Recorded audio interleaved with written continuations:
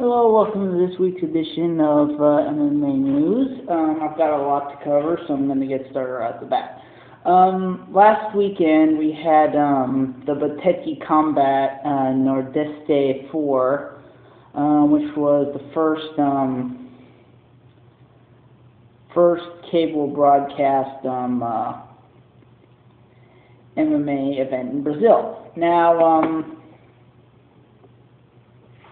the results were pretty simple. You had a bunch of Argentinian and Brazilians on the card, but the main matches are that of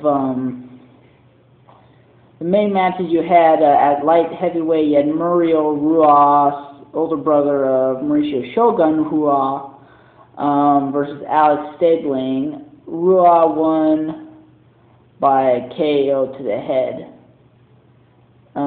It was normally he fights at middleweight, but he had to take this fight on short notice, so it was obviously a light heavyweight match.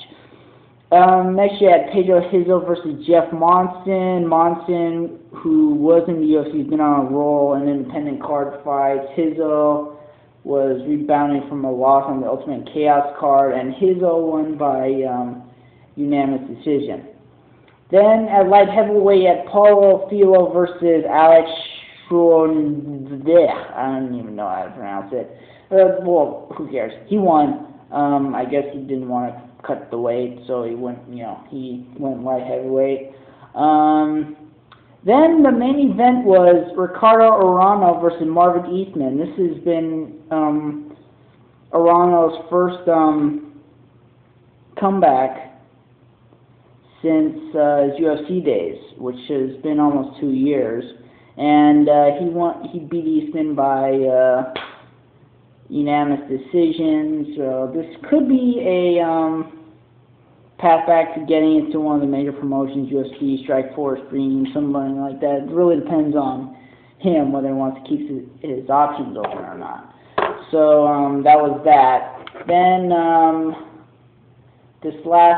Then Wednesday of this week, you had UFC Fight Night, Diaz versus Gallard.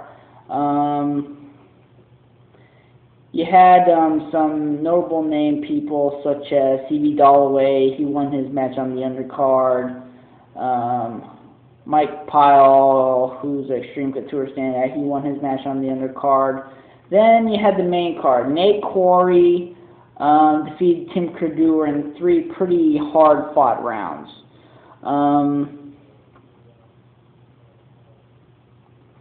It was so hard-fought, in fact, that it became the fight of the night, and it was a pretty back-and-forth fight, but ended in unanimous decision. So,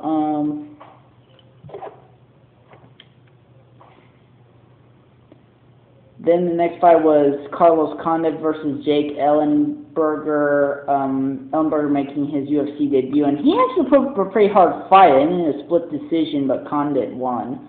So this could be a way of his game back up to the contention picture.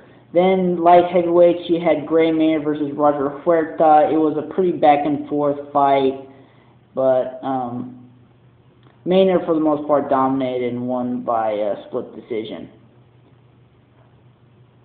Well, it was back and forth, so he didn't completely dominate. Then at lightweight, you had Nathan Diaz versus Melvin Gallard. So Nate Diaz, he went in there, and first round was back and forth, and the second round he got a guillotine choke and submitted Gallard, and ultimately won submission of the night.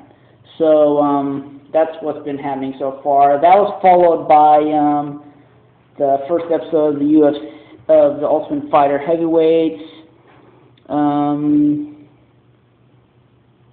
you had so on notable people on Team Rampage are of course Kimbo Slice, and then on Team Rashad you have Roy Big Country Nelson. So got all those. And in Team Rampage's first fight, they dropped the loss to Team Rashad. So Rampage has got another selection, and then Rashad is going to get the next either selection or two after that. I'm not sure how exactly it's going to go, but that's what's been going on in that so far. Something notable is now things that should be noted are what's going on outside the UFC right now, notably in Strikeforce. The first piece of news that I think is probably most significant is Kung Lee vacating his title, his Strikeforce middleweight title. Now, Lee, almost a year ago, won the title from Frank Shamrock and never defended his title because he started going to movies after that. There was a lot of criticism about his not defending his belt until recently in which he is now, he vacated his belt so that there's not as much pressure, and when he's done, he can, he's not defending his title. It's, they could set up super fights, like whatever. He's not in deep waters. So I think that he's showing a lot of integrity by finally relinquishing his belt when he wants to do his movie work. Next piece of news related to Strikeforce. The Fedor Emelianenko versus Brett Rogers fight set to take place in November, specifically November 7th, is going to take place on CBS. The last time, it's been almost a year since the last CBS fight, which was with Elite XC, and that was the last fight of that promotion because they went under shortly afterwards. So, yeah, it's going to be a big fight. The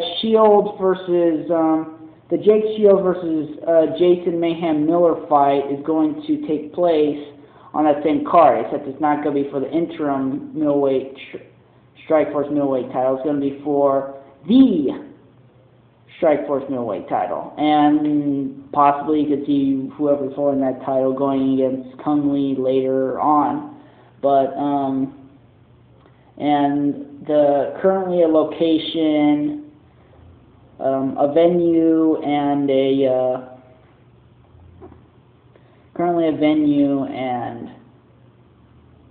the rest of the fights are not set yet. So that's that. Now, as for what's going on tonight, it's UFC 103, Franklin versus Belfort. You have on the main card, you have notable fights. You got the two fights on the preliminary card airing on Spike at an hour before the pay-per-view card goes on. Then you have Tyson Griffin and Hermes Franca. Franca didn't make weight, so they're going to fight at catchweight.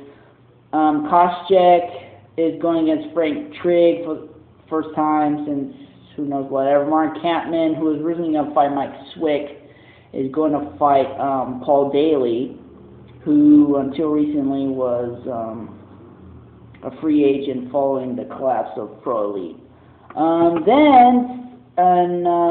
After a lengthy dispute, you got Mirko Cro Cop going against rising star Junior Dos Santos.